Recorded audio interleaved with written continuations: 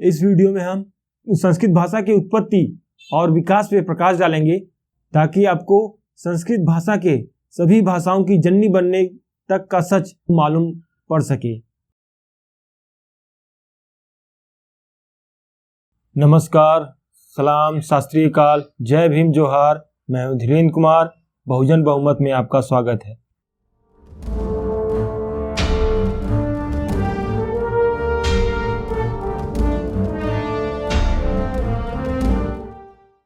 ब्राह्मण धर्म ग्रंथों के आधार पर ब्राह्मणवादी इतिहासकार और मीडिया ब्राह्मण भाषा संस्कृत को सबसे प्राचीन भाषा बताते हैं, लेकिन पुरातत्व विज्ञान, लिपि विज्ञान और भाषा विज्ञान द्वारा किए गए शोध एवं अनुसंधान इससे अलग ही इतिहास हमें बताते हैं।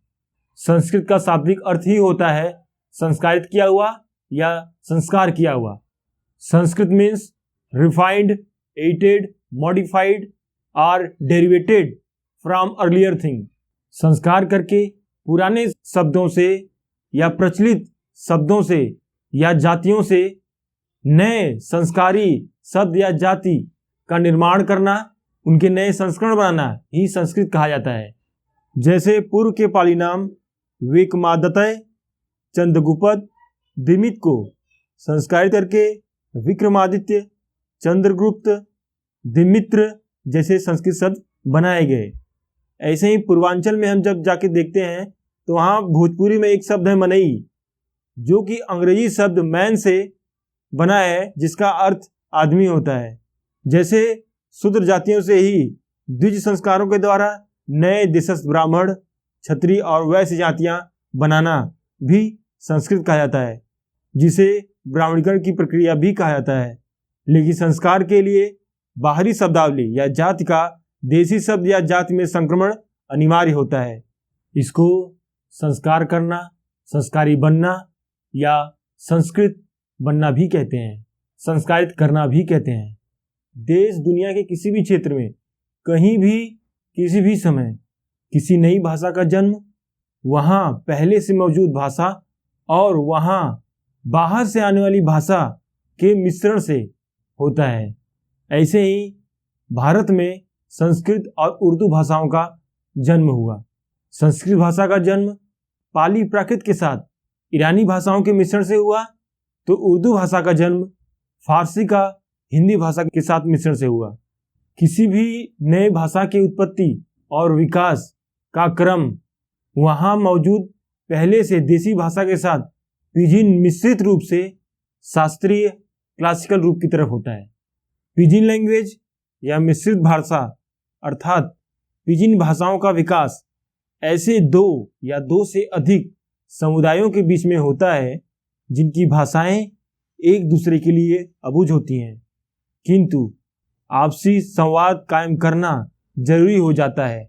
ऐसा व्यापार, शासन, धर्म प्रचार या अन्य किसी कारण से होता है। जैसे संस्कृत, उर्दू आदि भाषाओं की उत्पत्ति बतौर पिजिन भाषा मिश्रित भाषा के रूप में ही हुआ था, जो बाद में अपने क्लासिकल रूप में विकसित हुई। बतौर उदाहरण व्यापार को लीजिए।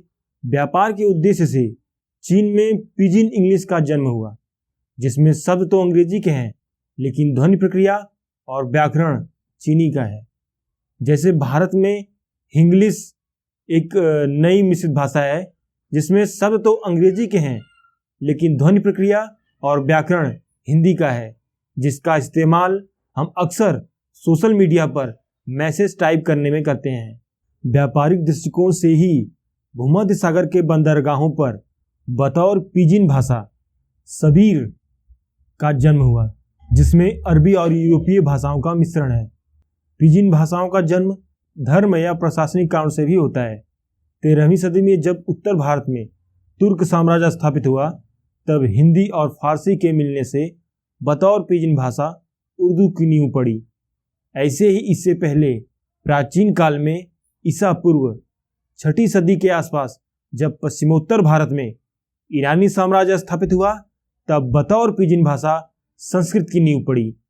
जब किसी पिजिन भाषा की नींव पड़ती है तब वह कामचलाऊ होती है। वह सिर्फ स्थूल भावों का संप्रेषण करती है उसमें गंभीर दर्शन, विज्ञान या साहित्य की रचना संभव नहीं होती है। पिजिन भाषाओं को क्लासिकल भाषा बनने में सैकड़ों साल लगते हैं। इसीलिए संस्कृत और उर्दू के क्लासिकल साहित्य को आने में कोई 500 साल लग गए।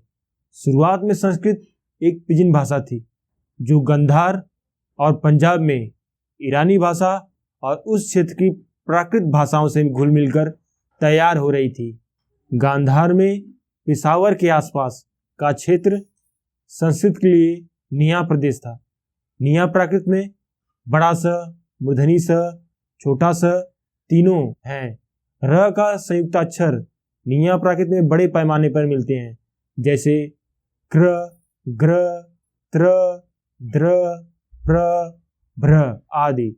पर्शियन ईरानी भाषा निया प्राकृत की इस ध्वनि व्यवस्था को आत्मसात कर रही थी और धीरे धीरे संस्कृत को जन्म दे रही थी। जैसा कि हमने कहा कि गांधार क्षेत्र में ईरानी भाषा और तत्समय की प्राकृत भाषाएं घुल मिलकर बतौर पिजिन भाषा संस्कृत को जन्म दे रही थीं। गांधार क्षेत्र में पाकिस्तान के पेशावर और आसपास के इलाके शामिल थे। पेशावर पाकिस्तान के पख्तूनख्वा प्रांत की राजधानी है। इसी प्रांत में सम्राट अशोक का शाहबाजगढ़ी शिलालेख है। उत्तरी भारत में सम्राट अशोक के शिलालेखों पर जो धम्म लिखा है वही पश्चिमोत्तर उपमहाद्वीप के शाहबाजगढ़ी शिलालेख में ध्रम लिखा हुआ है। यही ध्रम ईसा के बाद रुद्रदामन के शिलालेख में धर्म हो गया है। इसी प्रकार हम देखते हैं कि प्राकृत में जो धम्म है वही पिजिन संस्कृत में ध्रम है और वही क्लासिकल संस्कृत में धर्म है। पहले धम्म बना, फिर ध्रम बना और सबसे बाद में धर्म बना, जो कि मौजूदा समय में भी चल रहा है। एक और उदाहरण लेते हैं। उत्तरी भारत में सम्राट अशोक के शिलालेखों पर जो प्रियदर्शी लिखा है वही पश्चिमोत्तर उपमहाद्वीप के शाहबाजगढ़ी शिलालेख में प्रियदर्शी लिखा हुआ है। यही प्रियदर्शी ईसा के बाद वाल्मीकि रामायण में संस्कृत का प्रियदर्शी हो जाता है। इस प्रकार हम देखते हैं कि प्राकृत में जो प्रियदर्शी है वही पिजिन संस्कृत में प्रियदर्शी है और वही क्लासिक संस्कृत में प्रियदर्शी है। पहले प्रियदर्शी बना, फिर प्रियदर्शी बना और सबसे बाद में प्रियदर्शी बना। सम्राट अशोक ने प्रियदर्शन की उपाधि धारण की थी और वाल्मीकि रामायण में राम ने प्रियदर्शन की उपाधि।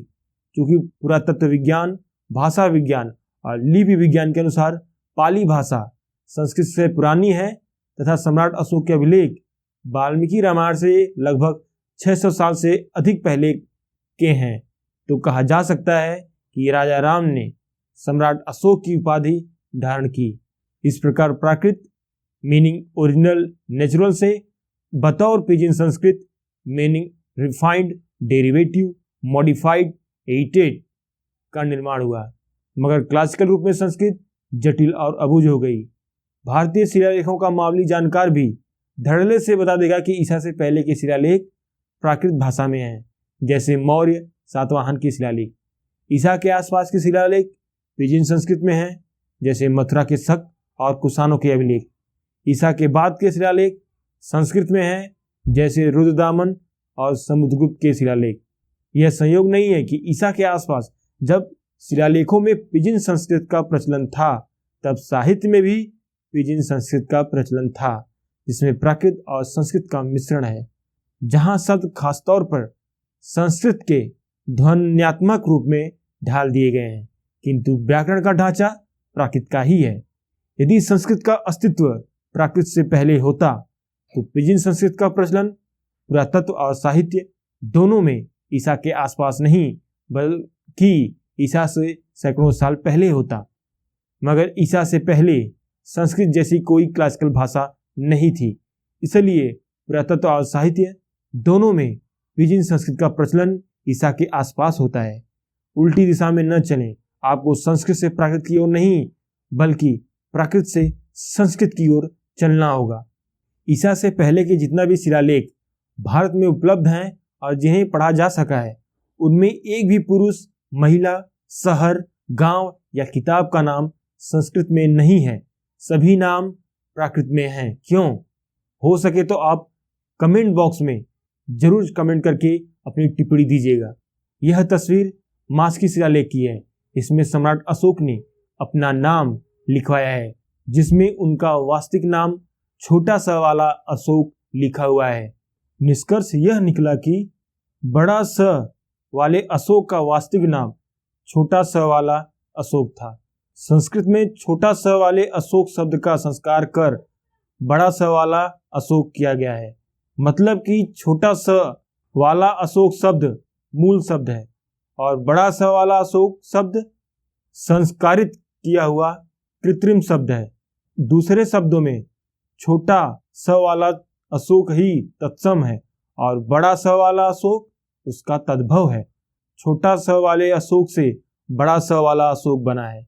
इसीलिए मैं कहता हूँ कि प्राकृत का संस्कार कर ही संस्कृत बनाई गई है, इसमें कोई संदेह नहीं है। यदि आपको कोई संदेह हो तो आप कमेंट बॉक्स में अपनी टिप्पणी जरूर दर्ज कराएं। हमें सबसे प्राचीन पुरातात्विक रिकॉर्ड में कनक मुनि, बुद्ध, प्रसेनजीत और अशोक के जो नाम मिलते हैं वे क्रमशः कोड़ागमन, बुद्ध, पसेन और छोटा स वाला अशोक मिलते हैं। कोड़ागमन, बुद्ध, पसेन और छोटा स वाला अशोक जैसे उच्चारणित प्राकृत भाषा की है। ये सभी नाम इन व्यक्तियों के समय के हिसाब से निकटतम दूरी के हैं। कनक मुनि, बुद्ध, प्रसेनजीत और बड़ा स वाला अशोक जैसे उच्चारण रीति संस्कृत की है। प्राचीन पुरातात्विक रिकॉर्ड में इस उच्चारण रीति के नाम नहीं मिलते हैं। जाहिर है कि कोड़ागमन, बुद्ध, पसेन और अशोक जैसे प्राकृत भाषा के नामों को बाद में संस्कृत भाषा की उच्चारण रीति में तब्दील किया गया है। इससे साबित होता है कि संस्कृत का विकास अर्थात संस्कार प्राकृत से हुआ है। प्रथम अभिलेख बहरहुस से, दूसरा पिपरावा से, तीसरा पुनः बहरहुस से और चौथा मस्की से है, जिनमें घेरे में उपरोक्त सभी 4 नामों को पढ़ सकते हैं। अब आप विजयादशमी शब्द को ही ले लीजिए। यदि विजय का अर्थ जीत है तो विजयादशमी हर हाल में संस्कृत का शब्द तो नहीं है। संस्कृत में विजयदशमी हो सकता है लेकिन विजयादशमी कतई नहीं है। चाहे तो आप संस्कृत व्याकरण का इस्तेमाल कर संधि विच्छेद करके देख सकते हैं। लोक परंपरा इसे विजयादशमी के रूप में याद करती है। विजयादशमी का कंपोजिशन प्राकृत का है, वैसे ही जैसे मूसलाधार या दानवादूत का। इसीलिए संस्कृत के आचार्य हैरान थे और तय नहीं कर पाए कि विश्वामित्र में संधि है या समास या कुछ और। अगर आपको पता हो तो कमेंट करके जरूर बताइएगा। दीक्षा की भारतीय परंपराएं नामक यह पुस्तक इंदिरा गांधी राष्ट्रीय मानव संग्रहालय भोपाल का रिसर्च प्रोजेक्ट है। इसके शोधकर्ता चंद्रमौली मणि त्रिपाठी हैं और प्रेरणा स्रोत विद्यानिवास मिश्र हैं। रिसर्च 2 खंडों में है। रिसर्च के दूसरे खंड के पृष्ठ 89 पर लिखा है कि विजयादशमी अश्विन शुक्ल दशमी को सम्राट अशोक द्वारा आरंभ की गई धम्म विजय की स्मृति में मनाई जाती है। प्राचीन काल में सम्राट अशोक इसी दिन सनातन बौद्ध धर्म में बाकायदा दीक्षित हुए थे। यही कारण था कि बाबा साहेब अम्बेडकर भी विजयादशमी के दिन ही बौद्ध धर्म में दीक्षित हुए। संस्कृत इसलिए भी ईसा के बाद की भाषा है क्योंकि संस्कृत के कई वर्ण जैसे क्षत्रिय वाला छ, त्र, ज्ञ आदि ईसा पूर्व किसी भी अभिलेख में नहीं मिलते हैं, जबकि ईसा पूर्व अभिलेखों के सारे वर्ण हिंदी वर्णमाला में मौजूद हैं। अर्थात ये वर्ण बाद में संस्कृत के आने के साथ बने और जुड़े हैं। पुरातात्विक प्रमाणों के आधार पर हम कह सकते हैं कि संस्कृत ईसा के बाद की भाषा है। ईसा से पहले संस्कृत का कोई भी अभिलेख कहीं से नहीं मिलता है।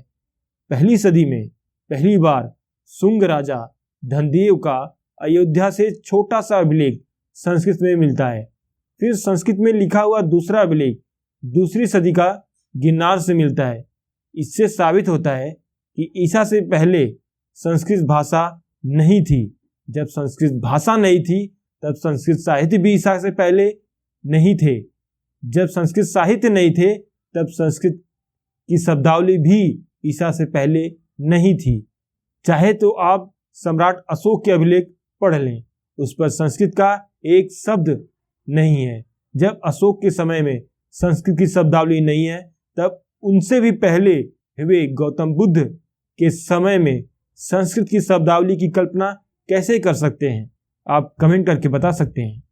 आर्य सत्य, सिद्धार्थ, यशोधरा, ऋषिपतन जैसी संस्कृत के नियम कायदों से बनी शब्दावली ईसा के बाद की है। आर्य सत्य से पाली प्राकृत में अरिय सत्य की ओर चलना उल्टी समय यात्रा है। ब्राह्मणवाद की मानसिक गुलामी से मुक्त होकर हमें अरिय सत्य से आर्य सत्य की ओर चलना होगा। पाली प्राकृत जैसी शुद्ध प्राकृत भाषा में भी कुछ विदेशी शब्दों का प्रभाव पड़ा था, लेकिन उसने अपने शुद्ध स्वरूप को खोया नहीं है। पाली प्राकृत प्रकृति के मूल से निकली हुई भाषा है, जबकि संस्कृत का मूल ही संक्रमण या संस्करण से बना है। संस्कृत का अर्थ ही होता है किसी संस्कार द्वारा बनने वाली भाषा या जाति, यानी किसी भाषा या जाति का संस्कारित होना या संस्कारित रूप। कोई संस्कारित तब होता है जब वह बाहरी ज्ञान या जाति से संक्रमित या मिश्रित होता है। लेकिन प्राकृत भाषा का अर्थ ही है कुदरत, प्रकृति की गोद से निकली हुई भाषा, जिसे लोगों ने पाला पोसा और बड़ा किया।